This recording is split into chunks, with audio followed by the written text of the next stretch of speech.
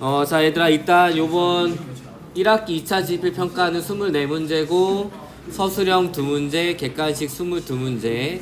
난이도는 많은 사람들이 어렵게 내달라 해가지고 최대한 어렵게 내고 있어요. 모르겠네. 선생님은 내가 내 문제니까 사실은 내가 시간 안에는 풀 수 있으니까.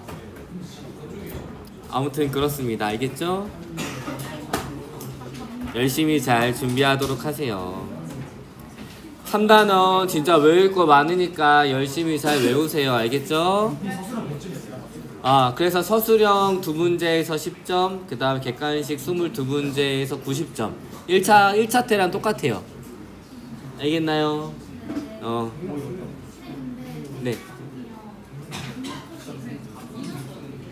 그게 반올림이라고 하더라고. 그래가지고 우리가 90명인가 89명인가 그래가지고 4, 9, 36이니까 4명이 1등급인 것 같아요. 그래서 4등까지 1등급인 것 같아요. 2등급은 몇 퍼센트지? 10? 곱해보세요. 9 곱하기 0.11 몇이야? 누적 11% 아니야? 4,8인가? 아무튼 몰라. 나 1등급만 아니까. 자, 여러분들 지금 등급 얘기해도 점수를 올리는 수밖에 없습니다. 알겠죠? 자, 그럼 열심히 잘 외우고 3단원은 특히 외울 거 많으니까 열심히 잘 하도록 하세요. 알겠죠? 자, 그러면 이제 수업하도록 하겠습니다. 우리 저번 시간에 내분비계 질환부터 했나요? 자, 그럼 내분비계 질환 복습해 보도록 할게요. 내분비계 질환은 호르몬 분비에 이상이 생겨서 발생하는 질환입니다. 종류는 다양한 것들이 있는데 일단 당뇨병 먼저 보도록 할게요. 자, 인슐린, 이자의 어떤 세포에서? 그렇지, 이제 좀 외웠네. 이자의 베타세포에서 인슐린이 분비가 되면 체세포에 인슐린 수용체 인슐린이 결합하게 됩니다. 자, 결합하게 되면 여러가지 과정을 통해 가지고 포도당을 통과시킬 수 있는 막 단백질이 세포막에 생기게 돼요. 그럼 포도당이 세포 안으로 들어오게 됩니다. 알겠나요? 자, 그런데 1형 타입의 당뇨병, 제1형 당뇨병 같은 경우에는 뭐가 안 나와요? 인슐린이 나오지 않습니다. 그래서 인슐린 수용체 인슐린이 결합하지 않으니까 이 막단백질이 세포막에 생겨요, 안 생겨요? 안 생깁니다. 그래서 혈액 속에 있었던 포도당이 세포 안으로 들어오지 않기 때문에 혈당량이 높아지게 되고 그래서 오줌으로 빠져나오는 당뇨병이 걸리게 됩니다. 알겠나요? 자, 이런 것들을 제1형 당뇨병이라고 하고 이자의 베타세포 파괴 등에 의해서 인슐린이 부족해서 혈당량을 낮추지 못합니다. 그래서 인슐린을 투여하면은 치료가 되겠죠? 자, 그 다음에 2형 타입 당뇨병 같은 경우에는 인슐린은 정상적으로 나오는데 수용체와 결합하는 데 문제가 생깁니다. 그래서 결국엔 신호 전달이 잘 되지 않기 때문에 포도당을 통과시키는 막 단백질이 세포막에 생겨요, 안 생겨요? 안 생깁니다. 그래서 혈액 속에 있던 포도당이 세포 안으로 들어오지 못하기 때문에 혈당량이 높게 유지가 돼서 오줌으로 빠져나오는 당뇨병에 걸리게 됩니다. 알겠나요? 여기 수정했니? 인슐린 수용체가 제대로 작동하지 않아서 혈당량을 낮추지 못합니다. 자, 그럼 그래프 보면서 한번 보도록 할게요. 자, 건강한 사람이랑 1형 당뇨병, 2형 당뇨병 환자가 있습니다. 똑같이 식사 혹은 주스를 마신 후에 시간에 따라서 혈당량을 측정을 했는데 정상인의 경우에는 조금 높아지다 다시 정상치를 찾아가게 되는데 당뇨병 환자들은 정상인보다 높은 상태를 유지하게 됩니다. 요 끝에 내려간 거에 신경 쓰지 말고 정상인보다 높다에 신경 쓰면 됩니다. 알겠나요? 자, 그러면 당뇨병 환자가 1형과 2형 당뇨병 환자가 있는데 구분은 인슐린 농도로 하면 됩니다. 1형 당뇨병 환자의 경우에는 인슐린이 잘 나오지 않아요. 2형 당뇨병 환자 같은 경우에는 정상인과 같은 양으로 나오게 됩니다. 알겠나요? 자, 그 다음에 갑상샘 질환 보도록 할게요. 갑상샘 기능 항진증, 저하증, 갑상샘 종이 있는데 갑상샘 기능 항진증은 티록신 분비가 정상인보다 많아가지고 대사량이 증가하게 되고 갑상샘 기능 저하증은 정상인보다 티록신의 농도가 감소하게 됩니다. 대사량이 감소하게 돼요. 자, 갑상샘 종의 원인은 뭐예요? 그치. 다 나왔어요. 자, 티록신의 재료가 아이오딘인데 이 아이오딘이 오랫동안 결핍되면 티록신이 잘 만들어져 안 만들어져? 안 만들어지니까 TRH와 TSH의 억제가 돼요 안 돼요? 안 되니까 TRH와 TSH 농도가 높아지겠죠? 그리고 TSH에 의해서 갑상샘이 계속 자극을 받으니까 갑상샘이 커지게 됩니다.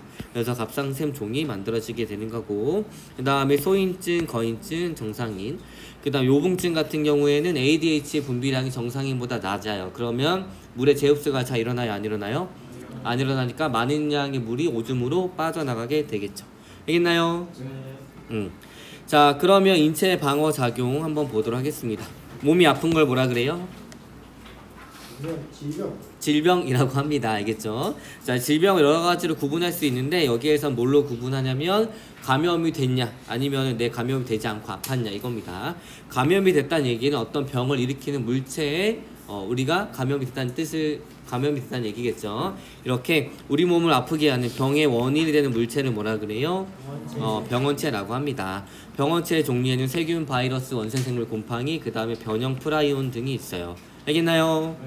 자, 그래서 병원체에 감염돼서 나타나는 질병으로 전염이 되기도 합니다. 병원체가 숙주로 침입하는 경우에는 호흡기, 소화기, 매개곤충, 신체적 접촉 등이 있어요. 됐나요?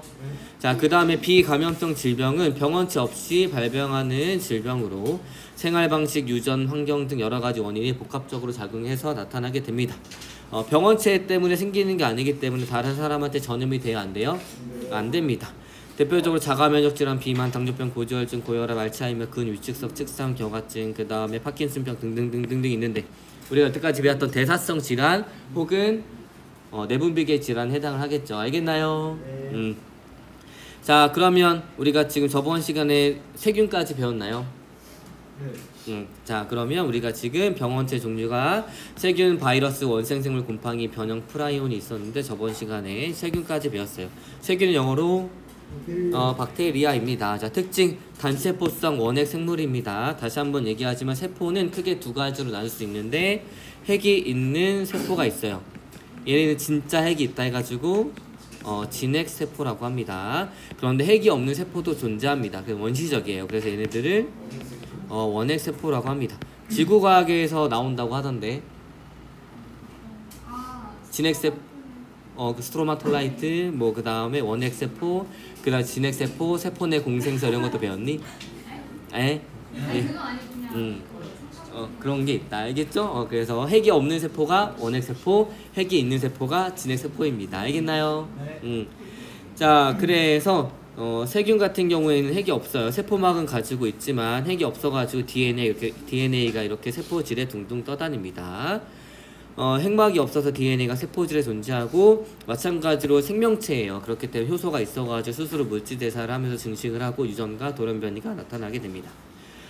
우리 주변 모든 곳에 서식하며 대부분 분열법으로 생식하고 모양에 따라서 동그란 건 구균, 막대 모양은 간균, 그 다음에 이상하게 생긴 건 나성균이라고 생각해주면 돼요. 알겠나요?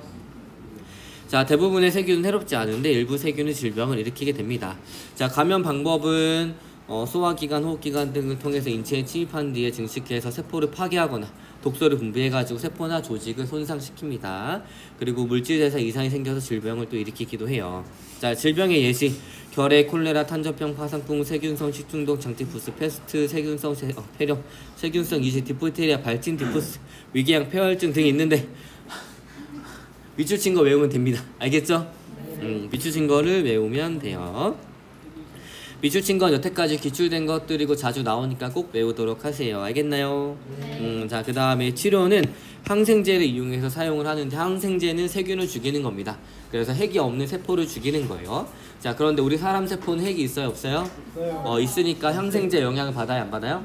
안 받습니다. 그런데 항생제를 과도하게 사용하게 되면 항생제 내성 세균이 나타날 수도 있고 그 다음 우리 장내에도 다양한 세균들이 살고 있죠.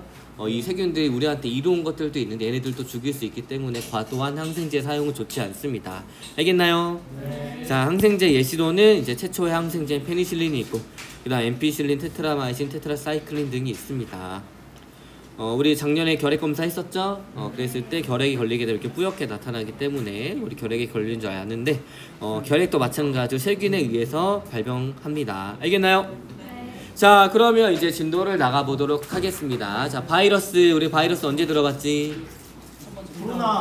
코로나 때 들어봤고, 그 다음에 생명과학 시간에서는 바이러스 1단원 때 1단원 했을 때 기억나지요? 한번 보도록 할게요. 생김보다 크기가 커요? 작아요? 작아요. 자, 그래서 그리고 비세포성 구조입니다. 그래서 생명체가 아니라고 했죠. 자, 그런데 유전물질인 핵산이랑 그 다음에 단백질은 가지고 있습니다. 그리고 스스로 물질 대사를 하지 못하고 살아있는 숙주세포 내에서만 증식하고 증식이 되면서 방출될 때 숙주세포를 파괴하기 때문에 우리 몸을 아프게 하는 거예요. 알겠나요? 네. 자, 감염 방법. 자, 숙주세포에 침입해서 증식한 바이러스는 숙주세포를 파괴하고 나와가지고 더 많은 세포를 감염시켜서 더 많은 세포들을 파괴하게 됩니다. 자, 감염 방법은 공기, 그다음 접촉, 수혈, 동물 등 다양한 경로를 통해서 전염이 됩니다. 자, 질병의 예시 감기, 독감, 간염, 에볼라, 천연두, 후천성 면역 결핍증, 그 다음에 대상포진, 홍역, 소아마비, 중동, 호흡기 증후군, 그 다음에 코비드-19, 그 다음에 구순포진, 사스 등이 있어요. 자, 그런데 이제 밑줄 친 거 기억하면 됩니다. 감기, 독감, 그 다음에 후천성 면역 결핍증, 줄여서 뭐라 그래요? 에이즈, 그 다음에 홍역, 그 다음 소아마비. 밑줄 친 거는 꼭 외우도록 하세요. 알겠나요? 알겠니? 자, 코비드-19 우리가 코로나라고 많이 줄여서 얘기를 하는데, 코로나는 바이러스의 종류예요. 정확한 병명은 이제 코비드-19인데 얘를 좀 약자를 해석해 보면 코로나 바이러스 때문에 발병된 질병인데 이제 19년도에 발병했다 해가지고 코비드-19이라고 합니다. 알겠나요? 오케이. 혹시 메르스 들어봤니? 메르스 중동 호흡기 증후군인데 우리 메르스 발병했을 때 안내사항에 뭐라고 돼 있었어? 낙타를 접촉을 피하고 막 이런 거 있었지? 낙타에 근데 우리나라에서 낙타를 접촉할 수 있는 사람이 몇이나 될까, 그치? 그래서 이런 것들 만들 때도 잘 만들어야 돼요. 자, 그 다음에 이 사람이 지금 걸린 게 감기인데 감기를 일으키는 바이러스는 아데노 바이러스입니다. 그럼 독감을 일으키는 바이러스는 뭐예요? 인플루엔자예요. 그래서 독한 감기가 독해져서 생긴 게 독감이 아니라 감기는 아데노 바이러스, 독감은 인플루엔자 바이러스 때문에 걸리는 서로 다른 질병입니다. 알겠나요? 네. 자, 그럼 치료 보도록 할게요. 항바이러스제를 사용해서 치료를 하지만 항바이러스제 종류가 많지 않습니다. 항바이러스제는 체내에 침입한 바이러스의 작용을 약하게 하거나 소멸시키는 물질로 타미플루, 렘데시비르, 팍스로비드 등이 있어요. 그런데 이 바이러스는 돌연 변이가 굉장히 심합니다. 그렇기 때문에 치료가 어려워요. 됐나요? 네. 자, 이제 원생생물 한번 보도록 하겠습니다. 원생생물은 무엇이냐면 진핵세포네. 진핵세포. 핵에 있는 세포로 구성이 되어 있는데 일반적으로 단세포성 진핵생물을 원생생물이라고 합니다. 독립적으로 생활하기도 하고 동물세포나 식물세포에 기생하기도 해요. 자, 감염 방법은 매개생물인 모기나 쥐, 그 다음에 오래된 음식물을 통해서 감염이 됩니다. 질병의 예시, 말라리아 많이 들어봤죠? 말라리아 원충이 모기를 매개로 사람한테 들어가가지고 적혈구 내에서 증식을 하고 적혈구를 터트리면서 나오기 때문에 우리가 몸이 아프게 되는 거예요. 알겠나요? 네. 자, 그래서 이렇게 생겼습니다. 적혈구 안에 말라리아 원충이 들어있고 적혈구를 찢으면서 나오게 되는 거예요. 그래서 적혈구가 파괴가 되게 됩니다. 알겠나요?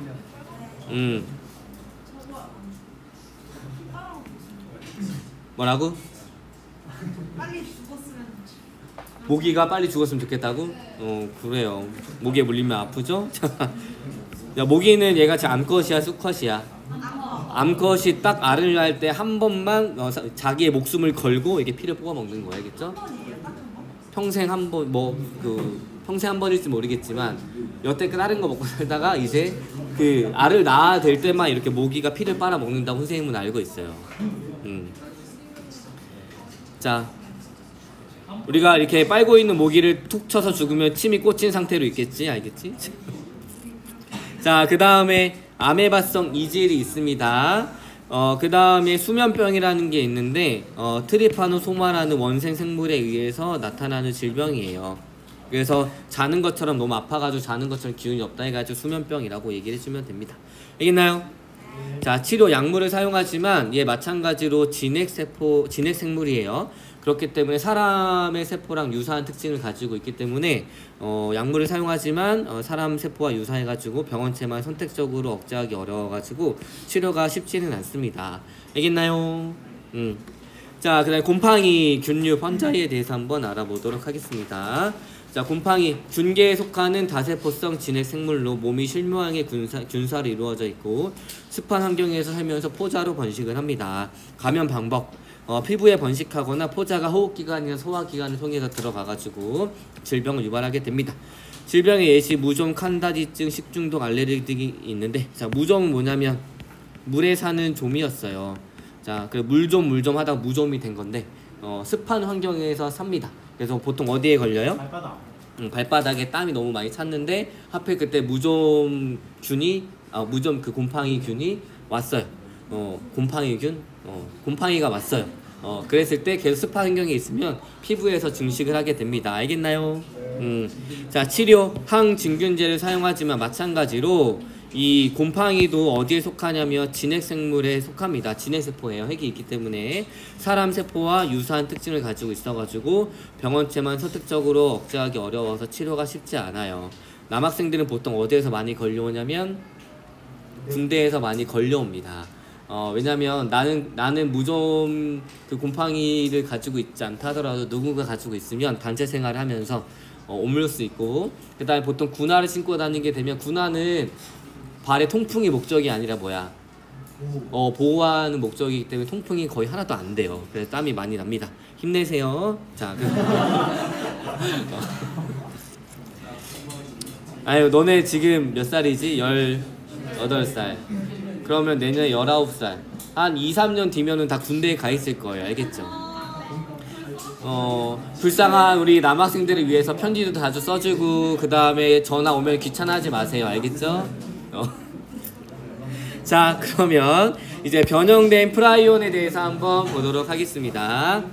자, 집중하세요. 자, 프라이온은 어떤 거의 약자면은 이제 프로테인이라는 이 단백질, 그 다음에 바이론이라는 바이러스 입자 합성어입니다. 요거 단백질이 아니라 바이러스 입자로 바꿔주세요. 프로테인과 바이론이라는 바이러스 입자의 합성어입니다. 됐니? 자, 그러면 특성은 어떤 건지 한번 보도록 할게요. 변형된 프라이온이 있고 정상 프라이온이 있는데 이 정상 프라이온은 사람이 정상적으로 이제 신경계에 가지고 있는 단백질이에요. 얘네들은 중요한 역할을 하는데 이 변형된 프라이온, 즉 정상 프라이온이 변형된 프라이온으로 바뀌게 되면은 사람 신경세포에 쌓여가지고 신경세포가 사라지게 됩니다. 뇌세포가 죽는다는 얘기예요. 자, 특성 이 변형된 프라이온 단백질로만 구성이 된 감염 입자입니다. 핵산이 없어요. 그래서 이 신경계 퇴행성 질병을 유발하고 크기는 바이러스보다 작습니다. 자, 감염 경로는 어떻게 되냐면 감염된 동물로부터 온 뇌나 신경 조직을 섭취함으로써 전염이 됩니다. 이 정상 프라이온은 건강한 포유류의 신경세포에 존재하며 뇌세포 기능에 중요한 역할을 합니다. 자, 그런데 이 정상 프라이온이 변형 프라이온과 접촉하면 변형 프라이온으로 접해요. 여러분들 이 좀비가 있어요. 좀비가 나를 물면 내가 좀비가 되겠지. 그렇다고 내가 정상이 좀비를 물면 좀비가 정상인이 돼야 안 돼? 안 됩니다. 그래서 약간 이 변형 프라이온이 좀비처럼 생각해주면 될 것 같아요. 알겠나요? 자, 그래가지고 변형 프라이온이 있는데 정상 프라이온을 만나요. 그러면 이 정상 프라이온이 뭘로 바뀌냐면 변형 프라이온으로 바뀝니다. 숫자가 늘었죠? 그럼 점점 더 옆에 있는 정상 프라이온들 더 빠르게 변형 프라이온으로 바꾸게 됩니다. 알겠나요? 자, 이런 식으로 변형 프라이온이 많이 생기게 됩니다. 질병의 예시에서는 사람한테 걸리게 되면 크로이필츠 야코병이라고 합니다. 보게 되면 사람의 뇌가 많이 줄어들었죠? 신경세포들이 많이 파괴가 됐다는 얘기예요. 그럼 인지기능 이런 것들이 잘 될까 안 될까? 안 됩니다. 그 다음에 소한테 걸리면 광우병이라고 하고 양한테 걸리면 스크래피라고 얘기를 합니다. 알겠나요? 자, 그런데 예방 방법은 안 먹는 거 밖엔 없어요. 얘를 열을 가한다고 해서 뭐 사라지는 게 아니고 일반적인 소독 방법으로 통하지 않습니다. 자, 변형 프라이온은 끓이는 것 같은 일반적인 소독 방법으로는 파괴되지 않으니까 변형 프라이온에 감염된 육류를 섭취하지 않는 게 가장 큰 예방 방법입니다. 섭취하면 이제 걷잡을 수 없어요. 그래서 가끔 뉴스에 보게 되면 우리나라에서도 한두 명 크로이 펠치 약구병이 걸렸다라는 사람이 나오게 됩니다. 근데 이 사람은 딱히 치료 방법이 없기 때문에 그냥 이렇게 치매에 걸린 듯한 뇌를 점점 가지면서 죽게 되는 거예요. 알겠죠? 그래서 선생님은 그 감자탕도 잘 쪼개 먹지 않아요. 거기에는 신경 조직이 있기 때문에. 됐나요? 자, 그러면 이제 질병의 감염 경로와 예방에 대해서 한번 알아보도록 하겠습니다. 자, 직접적인 경로와 간접적인 경로가 있어요. 직접적인 감염 경로는 환자와의 접촉이나 사물을 매개로 해서 병원체 직접 감염될 수 있습니다. 무좀, 감기, 독감 등이 있어요. 예방 방법은 접촉을 안 하면 되겠죠. 그 다음에 접촉하는 거 피하고 기침 재채기 할 때 입을 좀 가리고 그다음 손을 잘 씻으세요. 그 다음에 간접적인 감염 경로는 병원체 오염된 물이나 음식으로 감염이 됩니다. 이런 것들이 있고 모기나 파리 등에 의해서 감염이 되기도 해요. 그래서 음식물을 좀 가열해서 먹고 아무거나 주워 먹지 말고, 알겠죠? 오래된 거 있으면 좀 버리고 매개동물이 번식하지 않도록 관리를 합니다. 그 편의점에서 산 샌드위치는 3일 안에 먹으면 되니 혹시? 그래? 왜냐면 선생님이 금요일날 야근하면서 샌드위치 사놨는데 그걸 깜빡하고 학교 냉장고에 넣어놨거든? 냉장고면 상관없어? 유통기한 지나면? 근데 만약에 먹어가지고 병 걸리면 어떡하지? 그런가? 내가 먹어보고 한번 내가 아픈지 안 아픈지 알겠지? 아무튼 자, 그래서 한번 보세요. 자, 재채기 할 때 입 좀 잘 가리고 손 좀 잘 씻으세요. 알겠죠? 그 다음에 좀 가열해서 먹고 아무거나 주워 먹지 말고 세균 썩은 거 먹지 마세요. 알겠죠?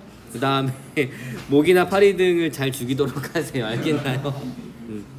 자, 그러면 이제 인체 방어 작용을 나가보도록 하겠습니다. 자, 인체 방어 작용입니다. 뭐를 방어하는 걸까? 몸을 병원체로부터 병원체나 세균, 독소 이런 것들이 다 우리 몸에 병을 일으키지요. 이런 것들에 대해서 방어를 하는 과정을 배우는 게 이번 단원이에요. 자, 일단 항원이라고 하는 것이 나오는데 항원은 외부 물질인데, 자, 여러분들 모든 외부 물질이 우리 몸에서 질병을 일으킬까? 그러진 않겠지. 우리가 밥 먹는 것부터 해가지고 외부 음식물들이 들어오죠. 이런 음식물들은 우리 몸에 질병을 일으키지 않겠죠. 근데 이런 것들에 대해서 우리 몸의 면역 체계가 활성화되면 굉장히 비효율적이지. 맞지? 그래서 항원이라고 하는 것은 무엇이냐면 우리의 면역 체계를 활성화시키는 물질을 항원이라고 합니다. 알겠나요? 그래서 모든 외부 물질이 항원이 되는 게 아니라 침입하는 병원체나 독소 등 이물질 이런 것들 중에 체내의 면역 반응을 일으키는 원인 물질을 항원이라고 합니다. 알겠나요? 자, 그래서 이 항원에 대항해서 우리 몸을 보호하는 작용으로 면역이라고도 합니다. 자, 그러면 이 방어 작용의 종류는 어떤 것들이 있는지 한번 보도록 할게요. 자, 방어작용의 종류는 비특이적 방어작용이랑 그 다음에 특이적 방어작용 두 가지로 나누어지게 됩니다. 자, 비특이적 방어작용은, 자, 이 특이적이다, 비특이적이다 라는 것은 뭐에 대해서 특이적, 비특이적일까? 우리 지금 뭐에 대해서 우리 몸을 방어하는 거야? 항원에 대해서. 그래서 특정 항원의 종류를 인식해서 그 항원에 적절하게 맞게 맞춤형으로 방어 체계를 갖추면은 특이적 방어 작용이라고 하고, 항원의 종류에 상관없이 항원 전체에 대해서 막아주면 비특이적 방어 작용이라고 합니다. 그럼 뭐가 더 좋은 것 같아?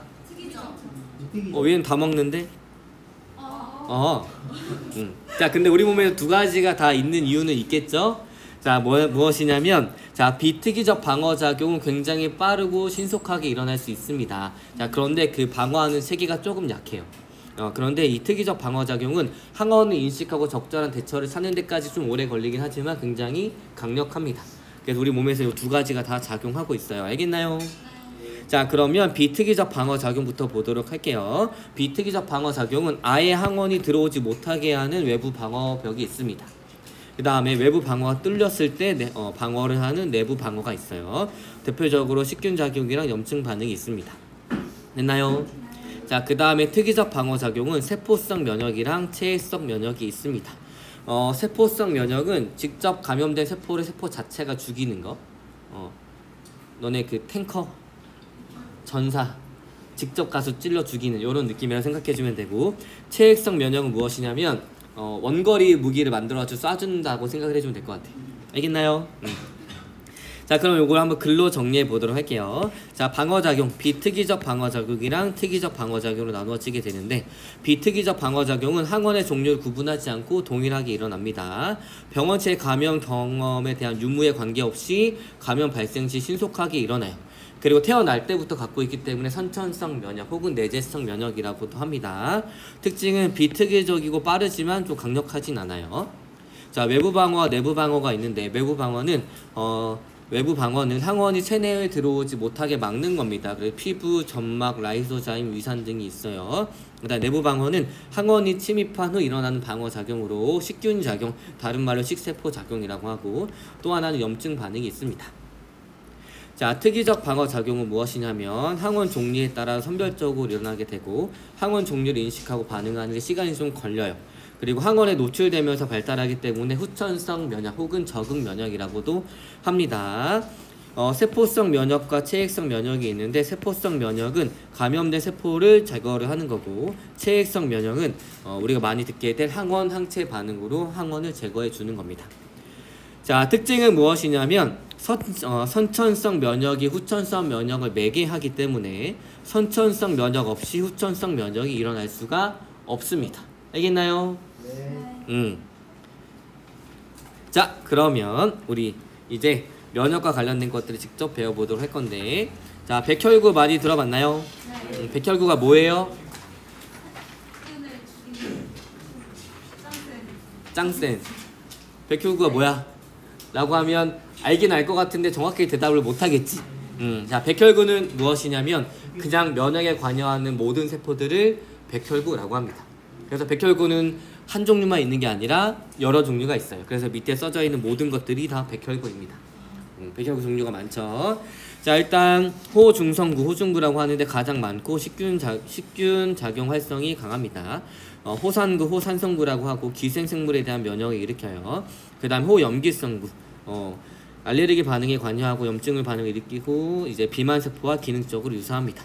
그 다음 간핵구, 혈장에 존재하고 비활성인데 얘가 활성화가 되면 대식세포라고 하는 것으로 변하게 되고, 대식세포는 모든 조직에 존재하면서 식균 작용을 하게 됩니다. 그 다음 림프구, 자, B림프구, T림프구, 그 다음에 NK세포가 있는데 B림프구, T림프구, 여기 림프구가 빠졌는데 림프구라고 적어줘도 돼요. 알겠죠?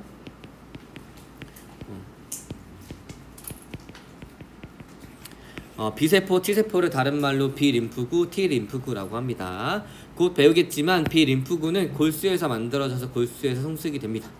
그 다음에 T림프구는 골수에서 생성이 되지만 가슴샘으로 이동해서 성숙 분화가 일어나게 됩니다. 분화되면 보조 T림프구와 세포독성 T림프구로 돼요. 지금은 한 번씩 들어주세요. 왜냐면 얘네들의 기능을 앞으로 배우게 되면서 자주 듣게 될 거예요. 알겠나요? 자주 나오는 애들은 대식세포, 그 다음에 B림프구, T림프구, 보조 T림프구, 세포독성 T림프구를 여러분들이 많이 듣게 될 겁니다. 알겠나요? 네. 자, 일단은 골수가 무엇인지 잠깐 보도록 할게요. 자, 이게 뭐예요? 뼈죠? 뼈 안에는 여기 뼈를 바늘로 찌르게 되면 있잖아. 바늘로 찌르긴 돼요. 찌르긴 해요. 감자탕처럼 두꺼운 뼈나 큰 뼈들을 찌르게 되면 요 겉에 약간 껍질 같은 부분은 굉장히 단단합니다. 그래서 찌르다 보면은 되게 안 들어갔다가 갑자기 쑥 들어가게 돼요. 왜냐면 요 안에는 굉장히 말랑말랑한 재질로 되어 있는데 그 안에 물 같은 게 들어 있습니다. 요것들을 골수라고 합니다. 알겠죠? 이 골수 안에는 다양한 세포들이 있는데 조혈모세포라는 게 있어요. 엄마 세포야. 그래서 혈액에 있는 세포들을 만드는 엄마 세포라는 게 있습니다. 알겠죠? 얘네들은 혈액에 있는 그 어떠한 세포들도 다 될 수가 있어요. 자, 그 중에 이 골수에서 만들어져서 골수에 성숙이 되는 것을 비림프구라고 하고, 골수에서 만들어지지만 가슴샘이 어디에 있냐면 우리 여기 갈비뼈가 만나는 요 가슴의 정중앙 있지? 우리 CPR 할 때 누르는 거, 이 끝에 이제 가슴샘이라는 게 있어요. 알겠죠? 여기에서 성숙이 되면 T림프구라고 합니다. 알겠나요? 자, 그래서 본 메로우라는 골수에서 약자를 떠서 B, 그 다음 아마 타이머스에 T자를 써가지고 T림프구라고 하는 것 같아요. 알겠나요? 네. 얘네들 또 뒤에서 배울 거니까 뒤에서 한 번 더 들으면 됩니다. 자, 그러면 이제 비특이적 방어 작용에 대해서 한번 알아보도록 하겠습니다. 너네 혹시 뼈에 바늘 찔러봤니? 그럴 일 없겠지. 그 선생님이 군대에 있을 때 의무병이었어요. 몰라, 생물 교육이어가지고 그냥 됐나봐. 그래서 그때 한참 뭐가 터졌냐면 선생님 갔을 때는 신종플루가 터졌습니다. 신종플루가 터지면 그 백신을 놔야겠지? 누가 놓겠어? 의무병들이 놓겠지. 근데 이건 불법 의료행위예요. 왜냐면 나는 녹화가 되고 있는데 몰라, 난 군대에서 시켜서 했으니까 알겠지?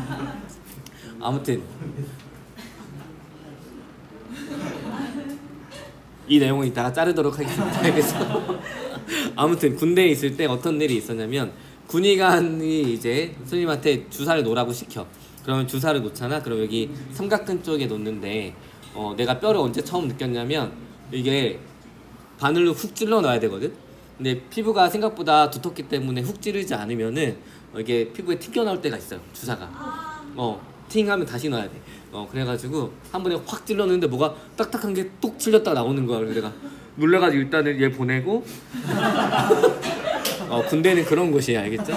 그래서 이제 내 앞에 있는 사람 보내고 내가 군의관한테 어떻게 해요? 했더니 괜찮아라고 하는 거야. 이게 뭐야? 뼈래. 그래서 뼈를 찔렀다 놓은 건데 괜찮대, 알겠죠? 그래서 그때 처음으로 선생님이 뼈를 느낀 적이 있어. 알겠나요? 신기하지? 어떻게 잘라야 되지? 아무튼 자 이제 비특이적 방어 작용에 대해서 한번 알아보도록 하겠습니다. 자, 피부와 점막이 있는데 우리 몸이 아닌 곳을 경계를 지어줘야겠죠? 우리가 지금 흔히 보이는 것은 피부인 거고, 피부로 덮여있지 않지만 몸 밖과 내부를 경계 지어야 할 때는 점막으로 이게 덮여 있습니다. 알겠죠? 피부는 우리가 지금 흔히 보이는 이 팔에 있는 피부인 거고, 이 점막은 언제 느낄 수 있냐면 입 안쪽, 소화관 내부 이런 것들이 다 점막으로 덮여 있다고 생각해주면 됩니다. 알겠나요? 자, 피부, 항원이 몸속으로 들어오는 것을 막는 물리적 장벽입니다. 피부에서 분비되는 피땀, 눈물, 땀 미안하다. 피땀, 눈물 알아? 그럼 그래요. 너네 언제 나왔니 그거? 그래요. 자, 그러면 눈물, 땀, 침 등에 어떤 게 있냐면 라이소자임이라는 게 있습니다. 라이소라는 뜻이 무엇을 분해하다는 그리스어거고, 엔자임이라고 이제 효소를 의미를 하는 거예요. 그래서 무엇을 분해하는 효소인데 세균의 침입을 막는데 무엇을 분해하냐면 세균의 세포벽을 분해를 합니다. 자, 그 다음 피지샘에 있는 지방인데, 여러분들 피지가 뭐예요? 여러분들 막 개기름이라고 하는 거 나오잖아, 그치? 이 기름이 왜 나오겠어? 기름 종이를 쓰게 하려고? 그런 건 아니겠지. 우리 몸에 필요하니까 그치, 우리 몸에 필요하니까 지방이 나오는 거예요. 근데 이 지방이 어떤 역할을 해주냐면 약간 산성을 띠고 있어가지고 세균의 증식을 억제해줍니다. 알겠나요? 자, 그다음에 점막, 점액을 분비하는 상피세포인데 그러니까 이제 피부로 둘러싸여 있지 않은 곳에서는 이 외부와 내부를 경계지어지는 곳을 상피라고 해요. 상피. 근데 상피에는 이 점액을 분비하는 점막이 있습니다. 자, 눈, 코 속, 소화관, 호흡기 등과 같이 피부가 없는 부위에는 끈끈한 점액을 분비하는 점막으로 덮여 있습니다. 점액에는 마찬가지로 라이소자임이 들어있고 미생물의 이동을 방해하게 합니다. 그 다음에 기관지 내벽에는 섬모와 점액이 있는데 호흡 과정을 통해서 들어온 항원을 제거해 줍니다. 그래서 우리가 감기 같은 거 걸리게 되면은 방어적인 활발해져야 되니까, 그래서 점액을 막 만들어내가지고 콧물이 엄청나게 나오고 가래가 많이 나오게 되는 거예요. 알겠나요? 자, 그 다음에 위 내부는 점막으로 덮여있고 위산은 음식물 속의 항원을 제거해줍니다. 우리 이렇게 기관이 있으면은 여기에 조그만한 이 털들이 있는데 이런 것들을 섬모라고 합니다. 그 다음에 여기에 끈적끈적한 점액층으로 덮여있어요. 이런 게 너무 많이 나오면 우리 입 밖으로 나오게 되면 가래라고 얘기를 해줍니다. 근데 이렇게 공기 중에 있는 항원들을 이렇게 부착을 했어. 세균, 곰팡이 이런 것들이. 자, 그런데 이런 것들이 얘네들을 제거해주지 않으면 어떻게 돼? 그래서 여기서 증식을 할 수 있겠지. 그럼 제거를 해줘야겠지. 어떻게 제거해줄까? 바깥으로. 우리 항상 가래 뱉는 건 아니지. 얘네들 항상 만들어져요. 항상 여기 기관지에 있다가 코로 나오진 않겠지. 자, 어떻게 제거를 해주냐면 우리가 모르는 사이에 이 털들이 계속 이렇게 움직여줍니다. 그래가지고 얘를 어디로 넘겨주냐면 우리 식도로 넘겨줘요. 그 식도에서 제거가 됩니다. 위에서 위산이 있으니까. 신기하죠 우리 몸이. 자 이렇게 되어 있습니다. 자 피부 이것도 설명했고, 자 그러면 한번 보도록 할게요. 우리가 오늘 급식에 나온 포도를 먹고 있네요. 자 그러면 포도를 먹는데 이제 눈부터 한번 보도록 하겠습니다. 자 눈물에도 라이소자임이 있어요. 그래서 눈 표면의 병원체를 씻어냅니다. 그 다음에 피부 너무 징그럽게 생겼어요, 그쵸? 자 피부가 견고한 장벽처럼 생겨가지고 병원체 침입을 차단하고 피부로 분비되는 땀은 병원체를 제거해 줍니다. 그 다음 우리 침 속에서도 라이소자임이 있어가지고 음식물 속에 병원체를 제거를 해주고, 그 다음에 기관지 섬모예요. 코 속이나 기관지 표면은 털, 섬모, 점액으로 덮여 있습니다. 그래가지고 호흡할 때 들어오는 병원체를 붙잡아서 배출을 하게 됩니다. 그 다음 위벽 이렇게 생겼습니다. 자, 위 안쪽은 점막으로 덮여 있고 강한 산성의 위산을 분비해서 병원체를 제거를 해줍니다. 알겠나요? 네. 자, 그래서 오늘은 여기까지. 고생했어요.